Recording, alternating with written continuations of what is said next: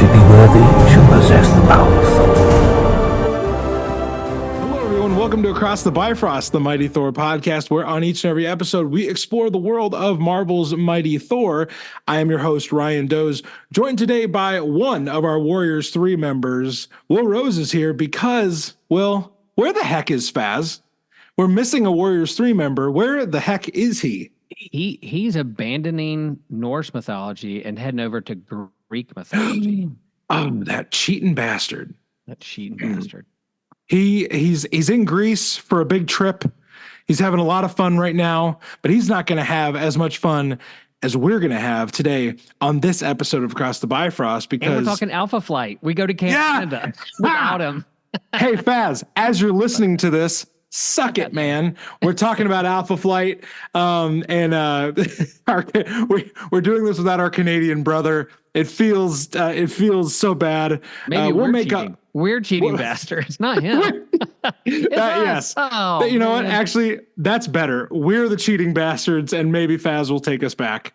Don't worry. We got a Wolverine movie coming out this summer. Well, we can definitely do Thor Wolverine crossover shit to make Faz happy. But we also have a guest tonight, a first-time guest to Across the Bifrost, who is coming in to lend his X-Men expertise because, as we confirmed on my pregame show that you can check out the link in the episode description, I don't know as much about X books as I might like. So that's why I bring on friends to help teach me, like Will. Will teaches me many things, X-Men books being one of those things.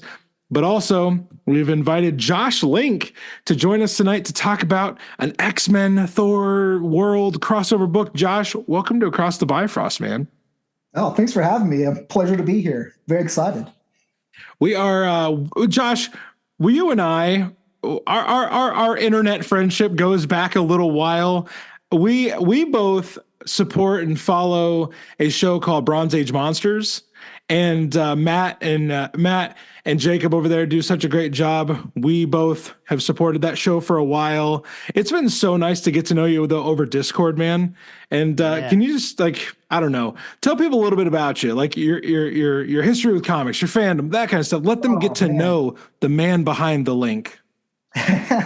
Well, I am a 90s kid. I got into comic books in the early 90s, 93, 94. And if you got into comics at that time, you were almost certainly reading Spider-Man and X-Men comics, and that is exactly what I was reading. That is my forte. So bring me on to talk about X-Men and Alpha Flight and New Mutants. Perfect for this. So happy to be here to talk about these lovely mutants. Will, he has a forte. We finally brought someone on with a forte. This is it's exciting. It's new ground for us. It's new ground. Like Josh said, we're here to talk about an X-Men book. He's well versed in X-Men. Will cut his teeth as a young boy running up the mean streets of Wilmington, North Carolina. The mean streets of Rifle Beach, North Carolina. Yes. There could be a more nice. Did I say Wilmington? Yeah, damn it. The hard edge street cred of Will Rose, is weighing heavy on everybody. No, I was the one who didn't spend my lunch money at school at Rifle Beach Elementary School, because on the way back home, I would go to the spinner rack and buy an X-Men comic and candy bar until my mom found that out, and then put a stop to that. But I have many X-Men comics. I used my lunch money on the spinner rack of the Uncanny X-Men, Claremont, Paul Smith, John Byrne era of the 80s. And so, yeah, it's fun to go back. There's a little gap in my fandom of the 90s. I didn't collect much, and then in the 2000s picked up comics again, because on my first Father's Day, when Hannah was a baby, my mom, the mom of my children, Cindy, was like, "Hey, good recovery, Will." Yeah, I was like, there you go. I was like, she bought an old X-Men comic and said, "Be a kid again," and she had no idea. No idea the Pandora's box. Dr. Morrow did the worst thing she could have done. I loved it. And then went right to the comic store in West Palm Beach and said, "All right, I want to get back in. Where do I start?" And they're like, "Oh, here's a couple options." And then, bam, there you go. Mini boxes later. So, Will, your we just heard a little bit about Josh's, like beginning of his love of X-Men. We've heard a little bit here and there of how your fandom with X-Men began, but like I don't think we've ever actually covered a X-Men proper title on Across the Bifrost that crosses over with Thor. So, Will, what are you feeling in your heart right now? Your great love of X-Men crossing over with your love of Thor. This is like a Will Rose specific episode because I don't know crap about X-Men and I need help. So you're my guide, the medium between these two worlds. Yeah, and then like it comes together with this because not only are we going back and looking at a creative team that I remember as a kid, but I didn't necessarily collect at the time. I missed these issues, but then like it ties into Art Adams in the second part of this, and we met Art Adams at NC Comic Con last November. Will became best friends with him actually. Sign this graphic novel that I'm holding. Yeah. And that's pretty fun. That's pretty fun. But part of me is like really excited, but part of me also, as I'm reading this, kind of want to be, I want to defend it a little bit and be like, Ryan, like not all X-Men comics has this many words, and they're not this double sized, and not like 20 characters you need to learn by the end. Alpha Flight and X-Men and random people on the plane that Scott brought to a fictional Asgardian town, and Loki and the Grand Inquisitors or whatever is going on there. There's a lot of Grand Inquisitors. Are we talking Star Wars? Well, yeah, eventually when X-Men cross over with Star Wars, then we're really gonna have. Oh my gosh! I mean, hey, it came out recently that we're getting an Aliens versus Avengers series. We're getting an Ultraman versus Avengers series. I feel like Star Wars is not that far away. Like, let's just do a Bizarro universe Star Wars Avengers story. Land. Why the hell not? Josh, I'm gonna kind of explain to people what we're covering on this episode because people will see the title and they'll be like, oh, part 1. Okay, what are we going to talk about? And then I would love for you to just explain to people where we're at in X-Men comics. And I'll give a little bit of context of where we're at in Thor comics or the Asgardian world of comics. Is that cool with you? Works for me. Okay, so tonight we are going to be talking about 2 issues. We're talking about X-Men Alpha Flight number 1 and number 2. They came out, let me double check my dates here. They came out in 1985. This is in the fall. So it's just 2 issues. It's a duology, but it's an extra big, duology to tell a part 1, part 2 story that involves Loki. So we've got the X-Men, we've got Alpha Flight, but the reason we're talking about it on Across the Bifrost is because Loki is our main antagonistic force in this story, and we'll explain a little bit more of why he's up to his shenanigans with this group of people. All of that will be given in time. The context of what's happening in the world of Thor and Loki and Odin at this time is we have just ended the Surtur saga. We are on the back end of Thor, Odin, and Loki teaming up to defeat the fire demon Surtur, to save the 9 realms. And we've already done the Casket of Ancient Winters. We've already done Beta Ray Bill's first big story. All of that, really the key stories, a lot of the key elements of Walt Simonson's Thor run have just happened, or they happened about a year and a half ago in real time as people would be reading this comic. So Loki is rather busy at this time. And we learn in this first issue that we're going to talk about that Loki is actually in charge at this point. He is calling the shots.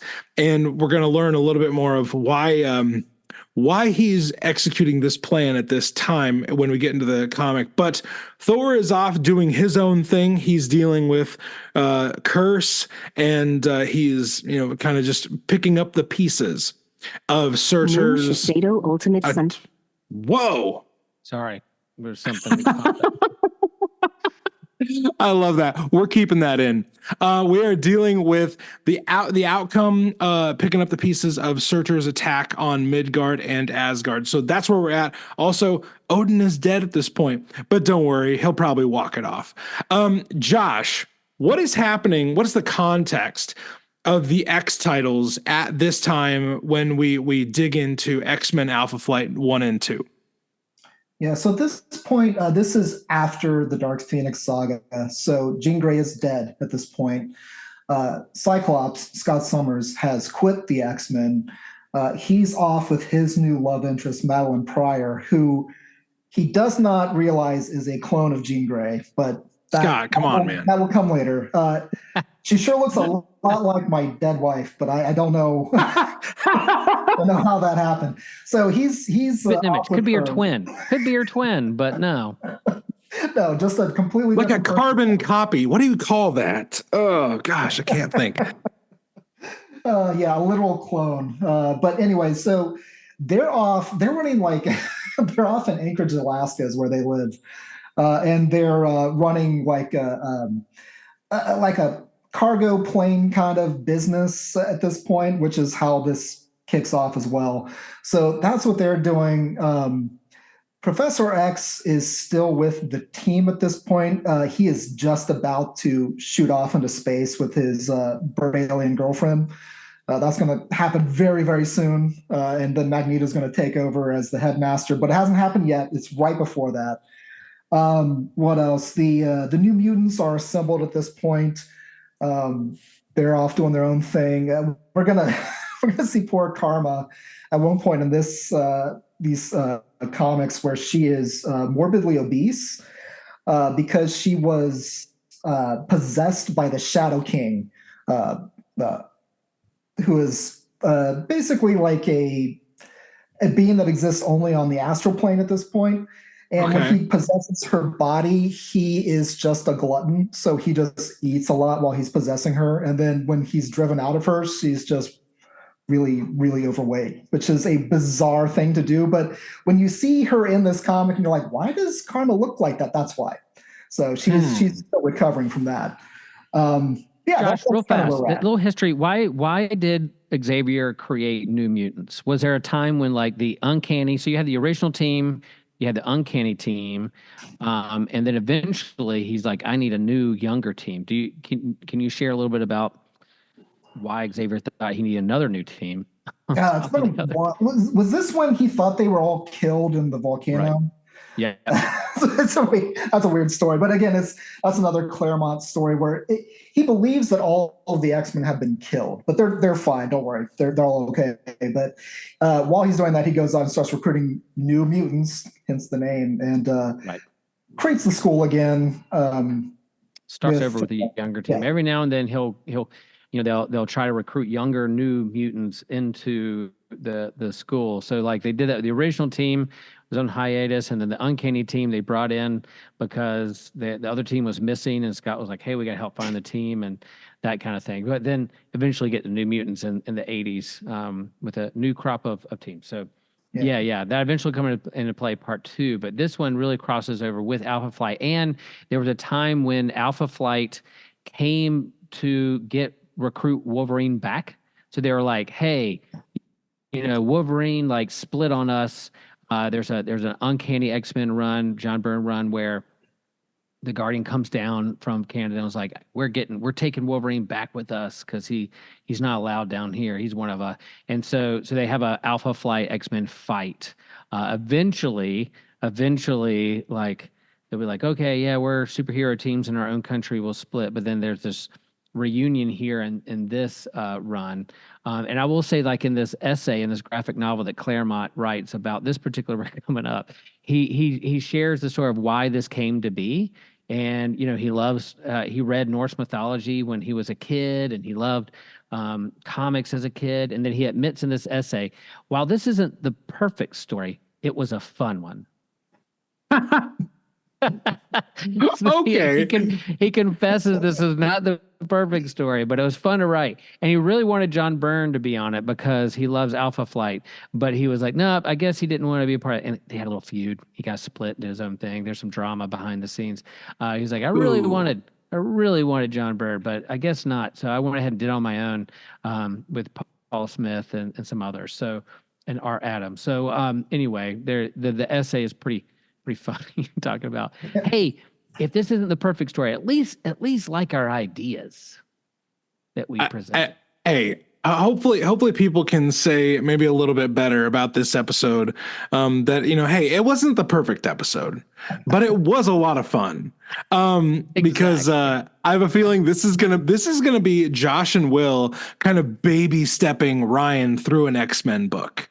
So if you're out there and you're like, hey, I don't really know a lot about the X-Men, you are amongst friends because I am like your point of view character in this episode. So let's dig into our first the part one of our Asgardian Wars kind of read through.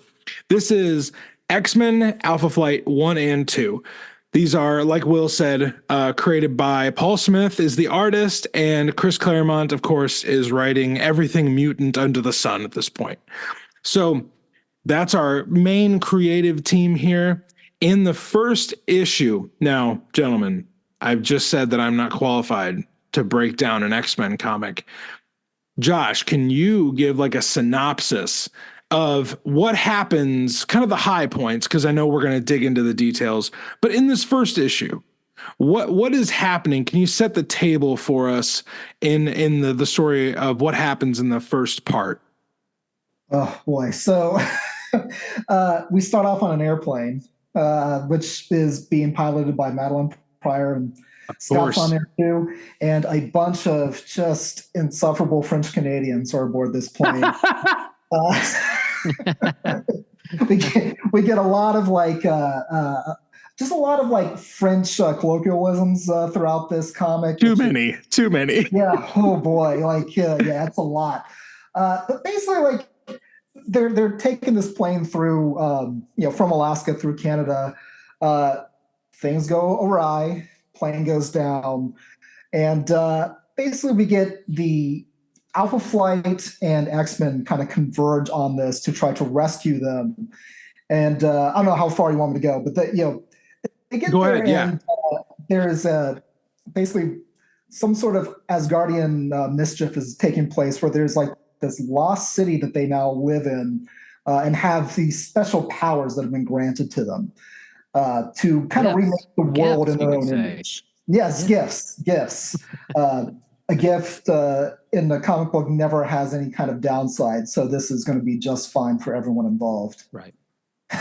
That no drawbacks, and even I forget which character says it at one point when Madeline Pryor's new persona kind of bestows upon people all of the cures to their Huck is no longer short, and we just cure dwarfism.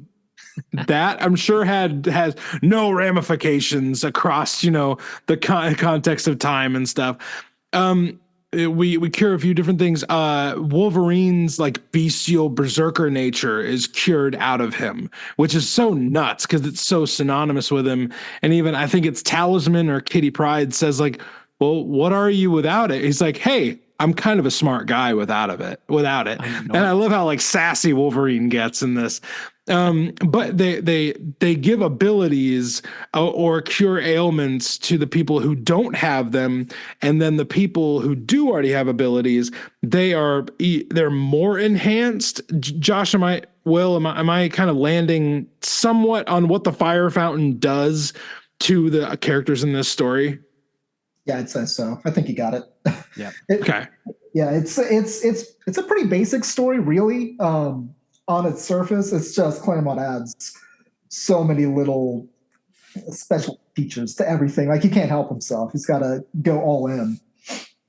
Well, and we'll get in a second, Ryan, in terms of why Loki's behind this and what's going on to help do that. Like there's a reason why they go to this city, and there's a gift issued that Loki is trying to give to this group. But what I really love at the beginning of the story is that all Claremont's books mostly do this. Like they create the Danger Room, this training facility where mutants can practice their powers and grow and learn and that kind of stuff, called the Danger Room. But as almost every other issue, something goes wrong and it's life threatening. But it's really a means by which Claremont is sharing with you again these characters and what their powers are. So you're reintroduced with these characters and their names and their costume, and he kind of narrates to you their abilities. So just to recap, for this whole like beginning is a recap of what's going on in Mutant Land. So this is your first comic book you've ever picked up.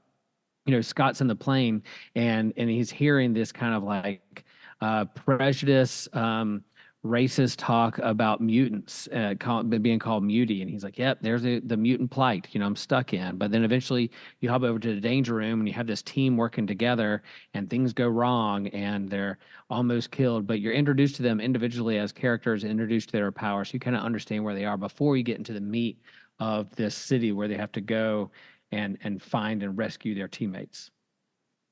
Yeah, and this is also Jim Shooter era Marvel when he's editor-in-chief, and he really drove home the point of every comic book is someone's first, so you have to tell everyone what's going on in each issue, no matter what. So Claremont, I think, was always more than happy to do so because he loved doing that. So he may not have always gone along with Jim Shooter, but I think that part of it always shines through with Claremont. It does seem like, from what Will has told me and from what I've gleaned from other Claremont things I have read, and by me saying that I'm not an X reader, it doesn't mean that I've never read anything. I did read, God Loves, Man Kills, which is, people can't see this because they're listening on audio, but right as I said, God Loves, Man Kills, both Will and Josh, bobbed their heads very affirmative, like, oh, yes, great book. And that story was awesome. And that is definitely a story that starts off similarly, where we explain who the X-Men are in case you've never read an X book before. And right, like now in 2024, where comics are mainstream and, people kind of know these characters just as properties, that might seem a little redundant, but I kind of get Jim Shooter's approach of like, hey, what if there's a kid that picked up this issue of X-Men and doesn't know who the X-Men are? How are we going to help them as a reader? And I think for me, going back and reading some of these Claremont X-Men books, it is helpful to know who these characters are, because I know who Wolverine is, I know who Cyclops is, I know who Jean Grey is, but like I don't know much about the Alpha Flight characters. I don't know much about characters like the New Mutants or the more fringe or B-level, C-level mutants. So that was really helpful in this book. Will, you mentioned that we would find out what Loki is up to. Yeah. Well, what is Loki up to in this book? Why has he created this gift, which, by the way, Will so eloquently slipped in there in the description, because that is the title of this story. The issues are X-Men Alpha Flight 1 and 2, but the story title is The Gift, Part 1 and Part 2. I should have mentioned that up front, but Will was so gracious to remind me there in his very, very subtle leading way. But Will, why is Loki giving this gift to these people? Well, before we get there, I just want to say that there is a fastball special, which I'm really excited. Right away. right away. And then the women are dressed up like they're getting ready to go to aerobics with Jane Fonda in the 80s. So just anyway, if that's what you're into, just set the aesthetic. Yes. Boy, does Paul Smith love drawing legs. Oh my gosh. Everybody has like 4 foot long legs, but just their like thighs, like from their waist to their knee is incredibly long.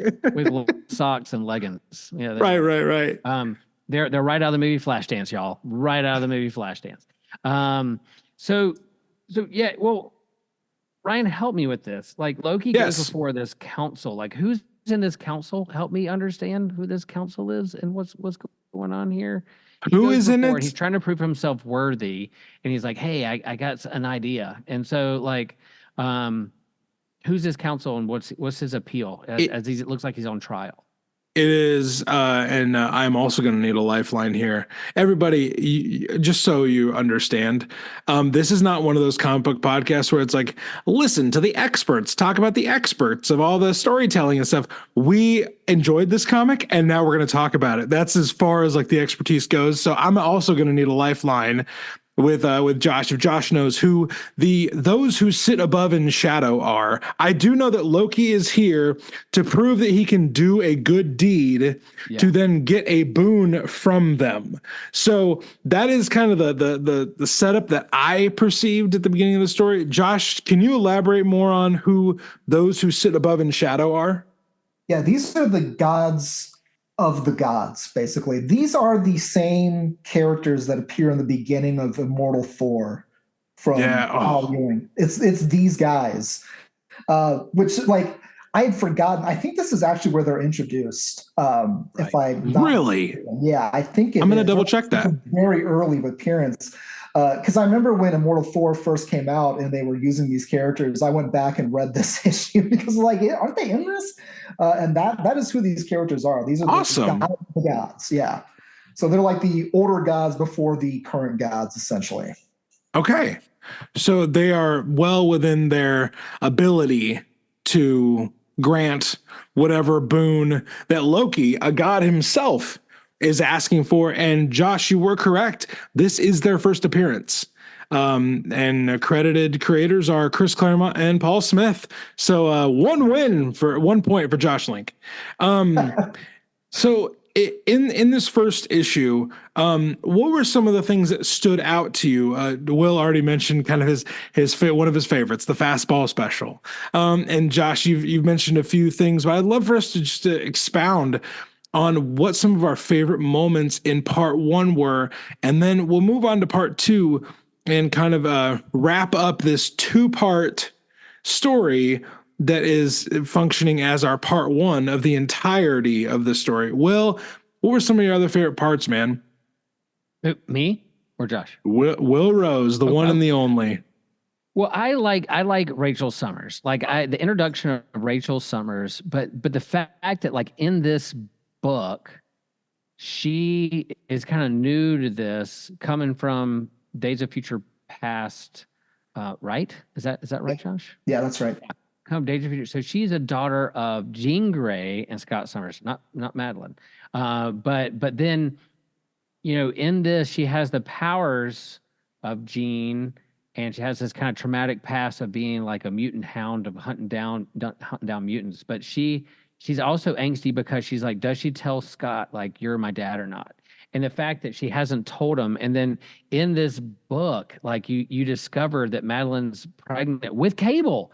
Like, I can't believe this happening here in this little like side limited issue. It didn't happen in the main X book, but I was reminded that like, oh, you're revealing these things that are going to be lifelong characters that are just legendary characters like Cable in this book. So the angst of her trying to figure out whether she tells her dad or not in the future, and what future is written or not, again is very timey-wimey, but I like her angst. Eventually she gets a little too whiny for me in book 2, but she kind of turns it around real fast because her and Kitty are friends, and they work it out. But I like her character, and then that kind of subtext and thought bubble of what she should do or not, and what she should reveal or not, and the family and the relationships is classic Claremont, classic X-Men, that I really adore.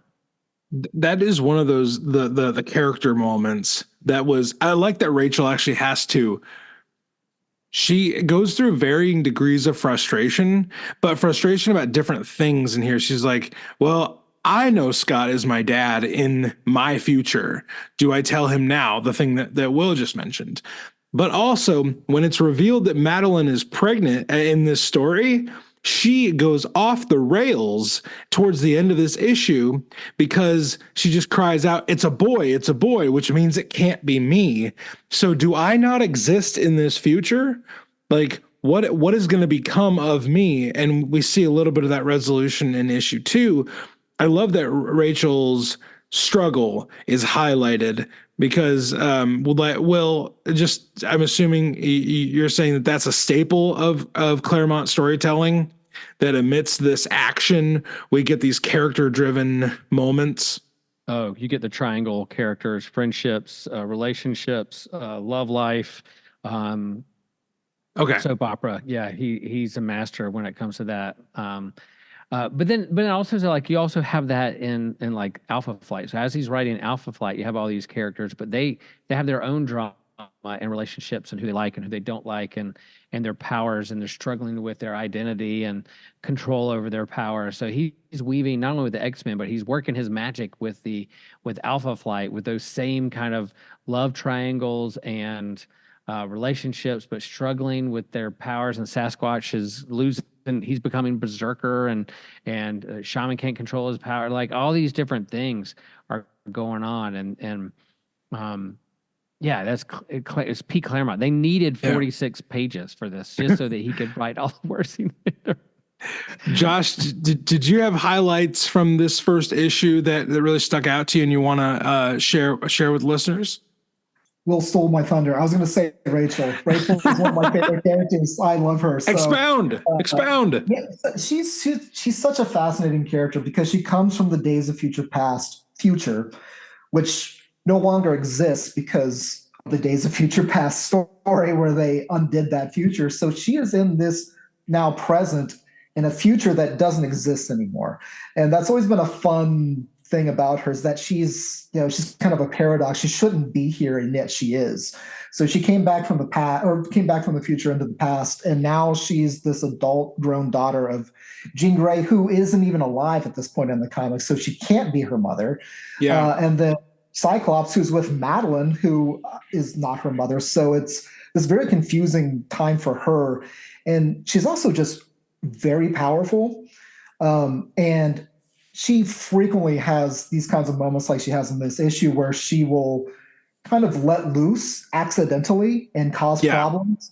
And she has some other comics around this time. She deals with like the Hellfire Club at one point, and just she can't quite control herself. Her emotions are a little too high strung at times, and so she will which makes readers kind of call back to like Phoenix and Dark Phoenix. So like you're like, oh no, here we go again. Like she has the powers of Phoenix, but like Claremont's like, oh, here we go. We're gonna do Dark Phoenix Part 2. If you liked it one time, we're gonna amp it up. So he's kind of retreading some familiar things with Rachel. But even like this idea of like drawing this architect who dreams up a perfect city, and then Loki's like, oh, we're gonna make that happen, and then put you all there in this utopia with your gifts, and you're cured, and you're playing around with being a mutant or the cure. Like, are you going to be cured or not?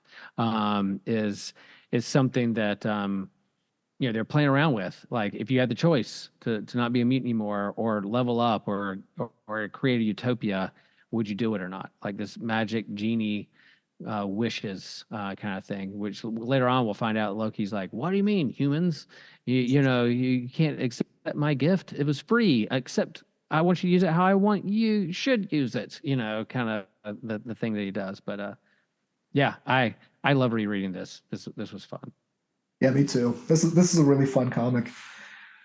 In the second issue, we kind of see the stakes amp up, and we see Loki get more involved towards the end of the story, because for the most of it, we're trying to figure out what's the drawback to the Fire Fountain. What's the drawback to the gift? There's a few of the X-Men that are honestly, understandably suspicious. Wolverine is one of them. Kitty Pryde is one of them. They're trying to be like, okay, what's the catch here?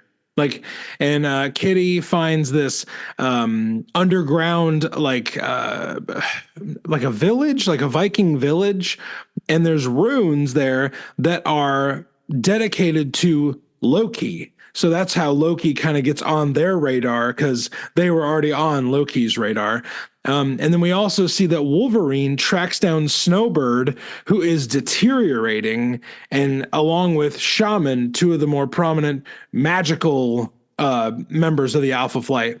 Wolverine finds her, and the two of the bad guys, the Beastmaster and Pathfinder, they're like, hey, we need her. And Wolverine's like, well, if you need her, you can come and get her. But and we find out that Pathfinder, we don't see him get killed, but we're pretty sure Wolverine's good at him. He's the best at what he does.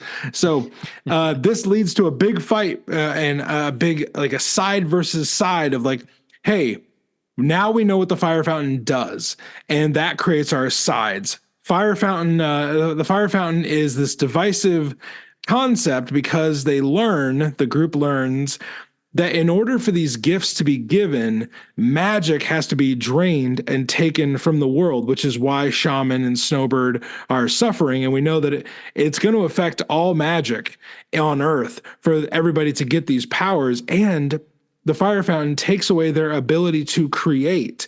They can replicate things, but they can't create or imagine things anymore. So the sides are created, and it's kind of that, in my opinion, it's that classic X-Men thing where like our ideals define the battle lines. And there's a group off to one side that's like, no, that kind of sacrifice is not worth it. Like, that's the easy way. Like, if we sacrifice everything that makes us unique, that's the easy way. And the other side is like, well, why does it matter as long as the job gets done, essentially? Josh, what do you think about the battle lines being drawn between these two sides? Is that quintessentially X-Men, or am I reading maybe too much into that? Yeah, I mean, that's always an X-Men staple for sure. But I wouldn't say it's even just a Claremont staple. This is something he does a lot. I do think the sides, in my opinion, the sides are pretty easy which one to choose. Like, the one that's going to kill all the magical people in the world and then also get rid of imagination, that seems like the losing side to me. That difficult to choose. Like, oh, the one that's going to result in like mass death, and probably the bad side. Boy, yeah, probably the bad side. Yeah, I'm gonna side with the other side. And Will, your boy Colossus, he picked the wrong side, didn't he? No, but he was also, but they're all like the choice of like the trolley dilemma, right? Like, either one, like, he's thinking of his homeland and the poor, what they could have, and the hungry, and so there's this like side of I want to do it for my people who are hungry and suffering. But yeah, there's definitely a wrong or right side, but they try to make it where it there's a tension there of, am I going to make the right choice or not? So yeah, there's a right side of history. This could have been X-Men Alpha Flight Civil War. And that's exactly what I wrote down in my notes. I was like, here's a Civil War episode. That's exactly what it is. It is Civil War, and you got to choose sides, and then you got to have all these heroes fighting in the big fight scene, and who would win in a fight between these factions, and eventually come back together. But yeah. We come back together to then turn our attention to Loki, who has set these the ice giants against them. He's like, hey, if you guys are going to question my gift, well, fine, then I'll just make you guys team up against me. And they all kind of come to this realization once the master builder realizes that he's one of the humans that was traveling on the plane with Scott and Madeline, who had this sketchbook with him. And once he had been blessed and given the gift by the fire fountain, he could not create anymore. His drawings became very childish, and he wasn't able to do these big artistic architectural masterpieces anymore. He could only replicate the thing that he had already done before the fire fountain had given him this gift. Once they realize that draws the battle lines, but also the ones who sit above in shadow, they say to Loki, "Hey, you didn't do the thing that you said you were going to do. You didn't do a good deed. You didn't give a free gift, because if they denied it, then you should have been like, okay, you denied it. That's cool." And of course, I'm paraphrasing, about 500 pages of Claremont dialogue, but that gets to the point where Madeline even says to Loki, "Hey, I deny your gift. I don't want your gift anymore." And she's like, "Oh, shoot, though, Shaman's going to die." And she has this healing ability, and Loki kind of toys with her. Josh, what do you think about the conclusion of this? Like the battle of ideals, that giving the gifts, taking away the gifts. Did this land for you, or did it was it clunky towards the end? I think it mostly landed for me because, I mean, we learned in that first issue that this council is the one that Loki's doing this for, to try to appease. And of course, he just doesn't get it. Like, it's Loki. He doesn't, cannot give a gift. He just can't do it. So there's got to be a catch. He's got to do something that's, a little sinister behind it. So, like, of course he would be, brought down by these guys. Like, they're not going to go along with this. It doesn't make any sense with their own rules. So to me, it made sense. I kind of like that it was Madeline is the one that points it out to him. She's kind of like the main person who has to forsake the gift and then get the gift back and then say, "But I don't want to do this." And because she is, at this point, a human, like, they don't know that she has abilities. She doesn't have abilities. So, like, for her, she's just a normal person living amongst heroes all the time. She's always around the X-Men and, Scott in particular. So, and that's something that comes up a lot in later stories with her, in the, like, 86, 87 especially. Okay. She's just the normal one hanging out with the X-Men, and it's very difficult for her. So it's kind of cool to see her be the one that gets the power and can actually make a decision for everybody and kind of help everybody and try to do the right thing. So even though she's not usually the one with the abilities, she's able to forsake those for the right reasons. And along those lines of, like, making decisions and being conflicted, Will, you brought up Rachel earlier. The story actually ends with, we've resolved our conflict, we've returned to our status quo, some pretty typical comic book things that, like Scott's back in his costume. Scott's back in his classic duds, and he goes back because they realize Rachel isn't on the plane yet to leave. And he goes and finds her, and Rachel has this confliction of, do I tell him or do I not? Will, what did you think about that emotional beat towards the end that the story really closes with?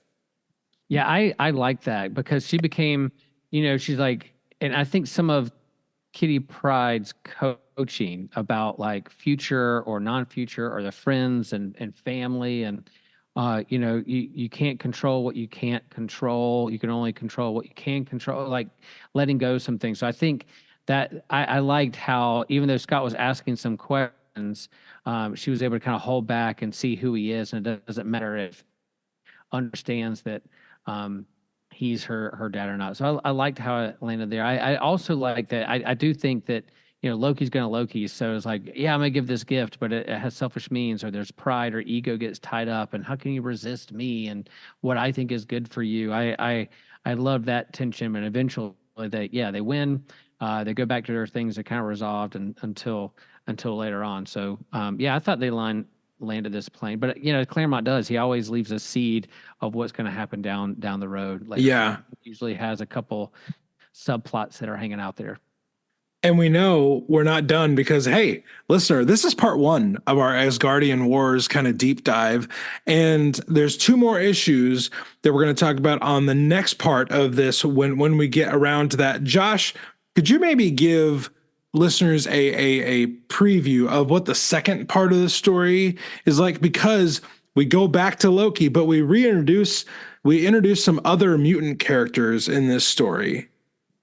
Yeah, so the next parts, these focus more on the New Mutants and Storm. So we get a lot of Storm in this next one. And this is Storm, who's still powerless at this point. So that plays a key role into this story. And we also get a lot of Ilyana Rasputin in this next one, which is another one of my favorite characters. So I love seeing her. And before I forget, we were talking about Colossus earlier and picking the wrong side. He knows his sister is magic. Like, you really picked the wrong side, Colossus. This is going to affect your little. But there's people starving in Russia. It's the 80s. People are starving in Russia. Yeah, just so funny to me though. Colossus like, yeah, we'll wipe out the magic people. You mean your sister? Right. Yeah. Weird choice, Colossus. That's all I'm saying. I know the next half we also get a version of Storm that is one of my favorites. And we get to see Storm lift up a certain hammer for the first time. So I'm very excited about that. Josh, as we wrap up here, before we kind of do our housekeeping items and tell people where to find us and all that nonsense, is there anything that you'd like to point people in the direction of? Maybe we can put some links in the episode description for you. You have a phenomenal Substack. I'd love for you to plug that real quick. Yeah, I write a weekly Substack. It's joshlink.substack.com. Pretty easy to find. It's called A Link to the Masses. I just cover pop culture stuff. A lot of it's comic book related, but I also have movies, especially horror, novels, video games from time to time. So lots of just kind of nerd stuff. Well, we love nerd stuff around here. I know you do a few podcast projects. You're involved in that space as well. Is there any one you want to plug in particular? Are you and Russell still rocking and rolling with a few of those ideas? Yeah, I'm going to be recording one with Russell later this weekend. Awesome stuff. So yeah, we're supposed to record on Monday for Tomes of Evil. So doing that, and we also have a Dracula podcast that's going to start back up in October called Taste the Pod of Dracula. So that was a fun one. We love Russell Moran around here on Across the Bifrost, and we're so glad that we've added Josh Link to our ranks of guests. And Josh will be back if he'll have us. He'll be back for the next part of our Asgardian Wars little duology here that we're doing. We're going to be covering the last two issues of the story. The next time we get around to this, it might be sooner, it might be later. We're going to have to discuss schedules, and we're going to have to, do that whole fun behind the scenes stuff. Until then, everybody, if you want to check us out on Instagram, there's a link in the episode description. Marvel Thor Podcast is our handle there. I'll be honest, I kind of switched back to focusing on Thor stuff. The Superpower Happy Hour was a lot of fun, and maybe we'll get to do some of those familiar formats on this show. But we're really going to be focusing in on Thor because there's a lot of Thor stuff going on. There's a lot of things that are going to be happening, especially in his comics. We've got Immortal Thor. We've got Giant-Sized Thor coming soon. We've got Ultimates Thor coming in the Ultimates book. There's going to be just so much Thor stuff to cover, so we figured we would do that in earnest. So you can check us out on Instagram with the link in the episode description. Also, if you want to join Will, Josh, and I on Discord, there's an invite there in the episode description for that as well. Join the conversation. We talk about comics. We share, no context panels, just, because I felt like it would be a fun thing to do. And then every once in a while we talk about a movie or a TV show we're enjoying. Real cool group of weirdos over there on Discord. And we hope you can check that out. And then if you want to support us at the next level on Patreon, there's a link for that. You'll get pre-games, bonus episodes, early episodes, things like that. We try to keep you thoroughly entertained with Thor nonsense over there. So we would appreciate anything you can support. That would be great. We would appreciate that. So for myself, for Will Rose, for Faz, as he flies across the world, switching mythologies on us while he's in Greece. We hope that no matter where you are in the 9 realms, no matter what you're doing, we hope that you remember to do one thing, and that is to stay worthy.